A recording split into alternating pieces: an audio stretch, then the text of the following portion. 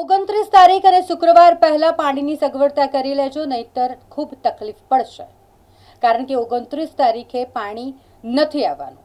જે લોકો કારેલીબાગ વિસ્તારમાં રહે છે તેમને મોટી તકલીફ પડવાની છે. વડોદરા મહાનગરપાલિકા દ્વારા આ અંગેની જાહેરાત કરવામાં આવી છે. લોકોને સૂચન કરવામાં આવ્યું છે 29 તારીખે શુક્રવારે સવારે 7 વાગ્યાથી લઈને 11 વાગ્યા સુધી MGVCL દ્વારા શટડાઉન કરવામાં આવશે. કારેલીબાગ વિસ્તારમાં પાણીની ટાંકી ખાતે આ વીજ શટડાઉનને કારણે પાણીના જે હાઈ પ્રેશર પંપ છે તે કામ નહીં કરી શકે અને એટલે પાણી સપ્લાય પર સૌથી મોટી અસર થશે.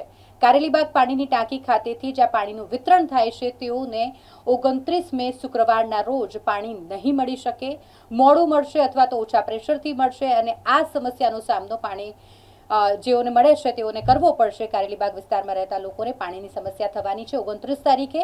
એટલે પહેલાં તમારે સગવડતા કરી લેવી પડશે, પાણી ભરીને રાખવું પડશે, નહીં તો 29 તારીખે તમને પાણીની અછત જોવા મળશે.